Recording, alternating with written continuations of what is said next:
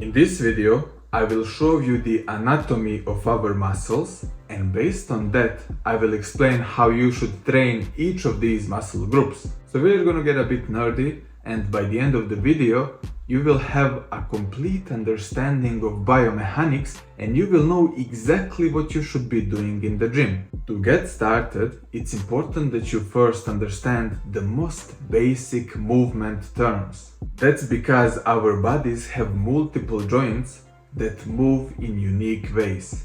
We need unique terms to describe a specific movement.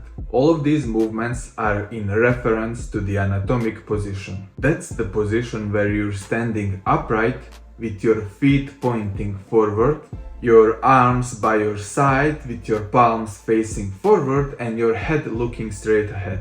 This is always going to be your starting position in anatomy. Abduction is the movement of the joint away from the midline of the body, while adduction is the movement towards it. So the most relevant example is going to be hip abductions and hip adductions when training your legs. Next movements are flexion and extension. Flexion is when you're bending or decreasing the angle of the joint. Extension, on the other hand, is when you're straightening or increasing the angle of the joint. So for example, when you're doing biceps curls, you're flexing the elbow. When you're doing skull crushers, you're extending the elbow. We're moving on to the internal and external rotation. So for example, if you rotate your feet towards the midline of your body, that's internal rotation. If you rotate it outside, that's external rotation. Then we also have something called circumduction, which is a circular motion. For example, when you're training your abs with around the world leg raises. So those are the most basic ones.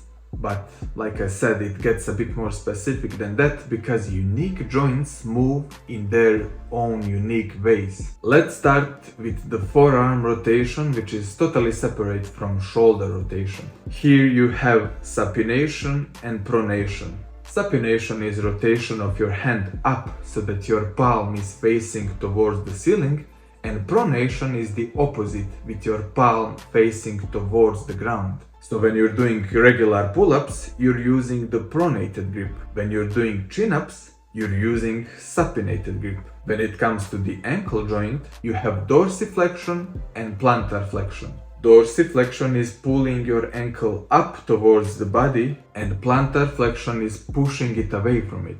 So for example, the main way to contract your calves is through plantar flexion. On the other hand, you can contract your tibialis through dorsiflexion. Final joint I want to address is the scapula. We have scapular elevation and depression. So for example, when you're doing shrugs, you're training your traps through the scapular elevation. Or let's say you're applying resistance through the scapular depression, then many muscles would be involved in that movement like pecs, lats and serratus anterior. When it comes to the scapula, we also have protraction and retraction. So for example, when you train your chest, you know that I always tell you to retract your scapula, or when you're training your back, I tell you to protract your scapula at the bottom of the movement in order to fully stretch your back muscles. Now that you understand the basic movement terminology, it's time to talk about the muscles and how each of these muscles are specifically used to create these movement patterns. Then you just have to apply resistance and boom, you have learned how to train each of these muscles. There's 650 skeletal muscles in the human body.